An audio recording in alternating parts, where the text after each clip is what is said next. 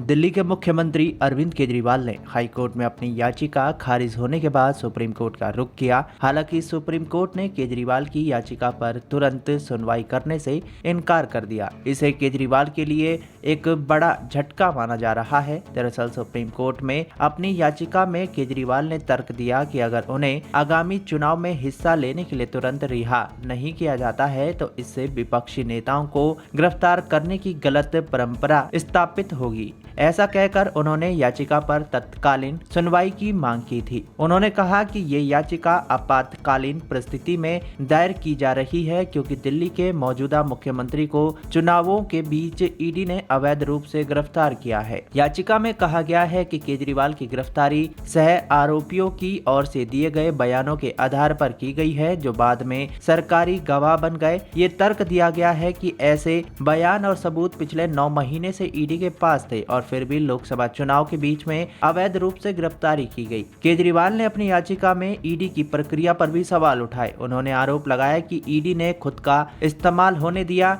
जिससे न सिर्फ चुनाव के बीच राजनीतिक विरोधियों की स्वतंत्रता पर हमला किया गया बल्कि उनकी प्रतिष्ठा और आत्मसम्मान को ठेस पहुंचाई गई है। याचिका में कहा गया कि अगर केजरीवाल को आगामी चुनाव में भाग लेने के लिए तुरंत रिहा नहीं किया गया तो ये सत्ताधारी पार्टी की ओर से चुनाव से पहले विपक्षी पार्टी के प्रमुखों की गिरफ्तारी की मिसाल होगी जिससे हमारे संविधान के मूल सिद्धांत खत्म हो जाएंगे। दरअसल दिल्ली हाईकोर्ट ने अपने फैसले में कहा था कि गवाहों के बयानों पर सवाल नहीं उठाया जा सकता। इसे लेकर केजरीवाल ने सुप्रीम कोर्ट में दलील दी कि हाईकोर्ट इस बात को समझने में विफल रहा कि सीआरपीसी की धारा 164 के तहत दर्ज बयानों को पूर्ण सत्य नहीं माना जाता और अदालतें उन पर संदेह कर सकती है। इन बयानों को कभी भी तथ्यों की सच्चाई के ठोस सबूत के रूप में इस्तेमाल नहीं किया जा सकता बल्कि इसे विरोधाभास और गवाहों की पुष्टि के लिए इस्तेमाल किया जा सकता है। केजरीवाल की याचिका के मुताबिक हाईकोर्ट इस बात को समझने में विफल रहा कि सरकारी गवाह बन चुके सह आरोपियों के बयानों को किसी व्यक्ति के अपराध को सुनिश्चित करने के लिए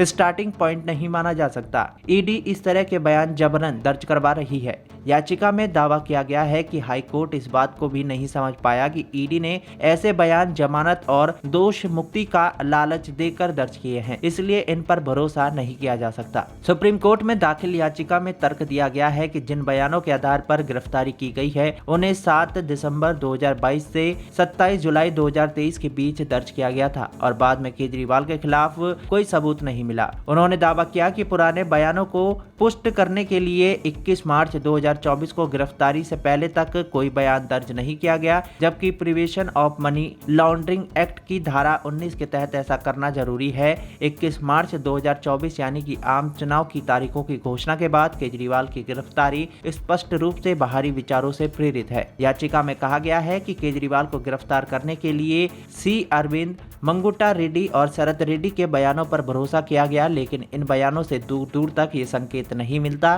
कि केजरीवाल ने पीएमएलए की धारा 3 के तहत कोई कमीशन का काम किया है। दावा किया गया है कि इन बयानों से केजरीवाल के खिलाफ कोई अपराध नहीं बनता। उन्होंने ये भी दावा किया कि बुच्ची बाबू और राघव मंगोटा के बयान पूरी तरह से झूठे हैं क्योंकि वो केजरीवाल के साथ किसी भी बैठक में मौजूद नहीं थे। इसके अलावा राघव मंगोटा का बयान उन घटनाओं को शामिल करने की कोशिश करता है जिनके बारे में उनके पिता मंगोटा रेड्डी ने कोई बात नहीं की। इस याचिका में केजरीवाल की रिहाई और पीएमएलए की धारा 19 के तहत उनकी गिरफ्तारी को अवैध घोषित करने की मांग की गई है। अब ऐसे में देखना होगा कि सुप्रीम कोर्ट अरविंद केजरीवाल की इस याचिका पर क्या एक्शन लेती है।